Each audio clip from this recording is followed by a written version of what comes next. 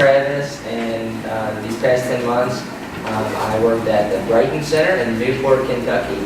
That is on the good side of the river. Probably shouldn't have said that.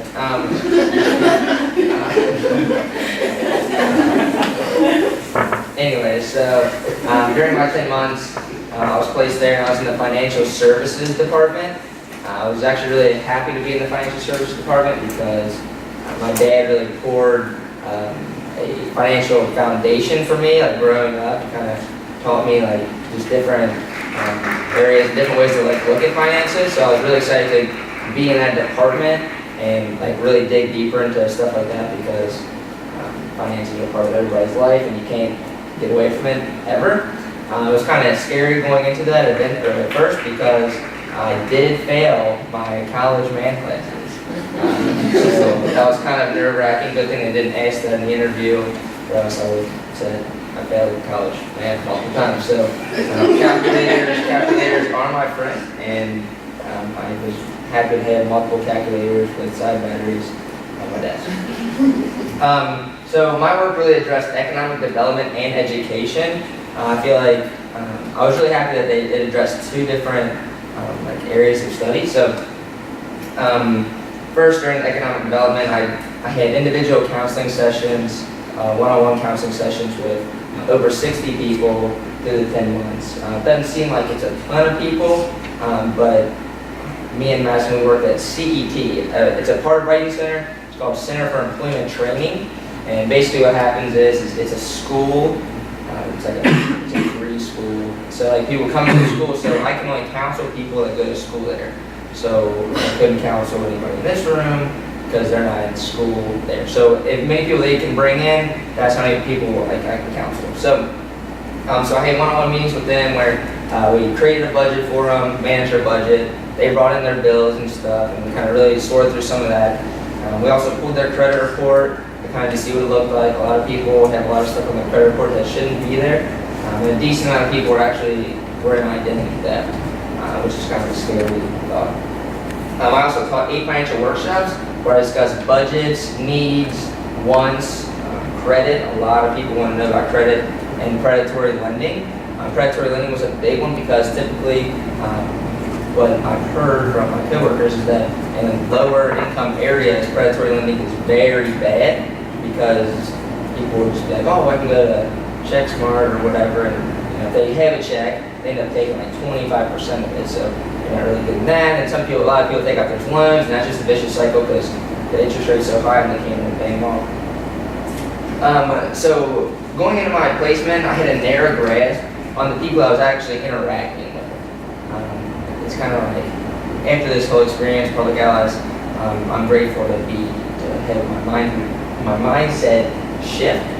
So typically I grew up in like all like middle class areas, so I really didn't have a ton of interaction with people that are like low on the socioeconomic scale, which is definitely unfortunate, but that's kind of like where I grew up. So I guess I got an internet, right?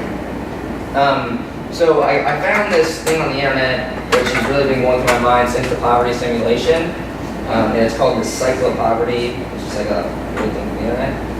So I'm going to read it. And it is, Eva Simpson said, that's her name. Just want to show you a little bit, that would be really bad. She kept talking about the cycle of poverty, and just like it's very vicious. So here's one definition on the internet. In economics, the cycle of poverty is a set of factors or events by which poverty, once it has started, is likely to continue unless there is outside intervention. And basically, that tells me that unless somebody steps in and really cares about you and wants to help you, then unfortunately the cycle will probably not stop.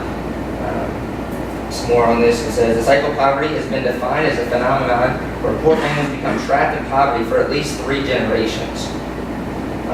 I did some research on that because I really want to know how long does the cycle last and how can you get out of it. So I'd love to know the percentage of people that actually get out. But for poverty to last 3 generations is a long time. Yeah, so I'm not going to read more on this definition. If you got anything else later, I'd love to express more on that time.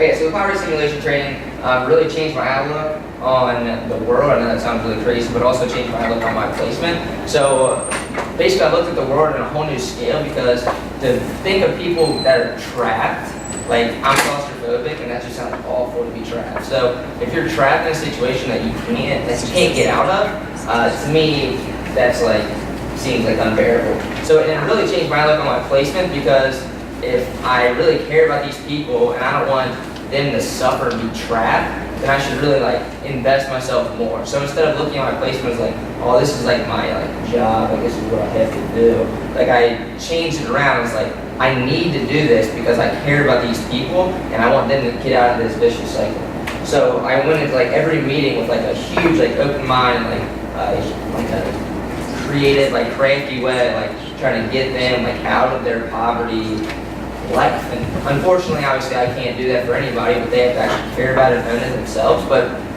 I really feel like in the conversations I had with people, that I gave them a jump start. I gave them a base foundation of finances. That's where now that they have the ability to move forward. I help present them with different resources and stuff like that. So I just kind of glanced over some like different like accomplishments that I had, and it was kind of like so it was kind of like interesting for me to think about. So I created over 60 budgets and like continued to help them work along with that. I helped 2 people get things off their credit report that wasn't supposed to be on there, like identity theft. I also helped a couple people not file bankruptcy when they came in and thought they were doomed for it.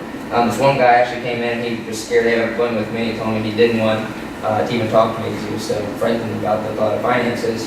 And he was like, I have like $200,000 in debt. Like, I'm filing bankruptcy like next week. Like, I already got the papers. All I gotta do is just throw it in an envelope and mail it in. So I said, well, let's just take a look at it. Let's just kind of see like what's going on. And we ended up pulling his credit report, and he only had $7,000. So he was like, what the heck? Like, this is crazy. So just like stories like that, you're like that like made his life. Like his whole, like I saw him like the next month, and he was just like so excited. Like every day, like, dude, you helped me so much. And I was like, I didn't do anything. I just pulled the credit report. So it's just good to see like the reaction of people, like when they know that they're not like completely doomed on life. Like he thought he was done with it. I also helped 3 people make settlements to collection agencies. One girl actually owed $1,800, and we wrote a letter, sent it in, and then they said they'll take a settlement for $600. So she paid that off, which was so like all these little things. I viewed them as like a jump start. Like clearly I can't do anything else but like help these people and like coach them. But so I really feel like my impact on these people hopefully is a lasting one. I feel like I just really encourage people and just tell them not to give up, because finances are a scary thought, and I don't want people to be doomed or trapped in like this cycle. So so I really feel that I can actually take a lot of this stuff with me now. I'm pleased to have been at the Writing Center and learn from some of the best in finances. I know that our staff actually traveled around the country, like Baltimore, Seattle, and Phoenix for other training. So for me to get trained by them, it was an honor. It was definitely a privilege to be there. So yeah, so that is my presentation.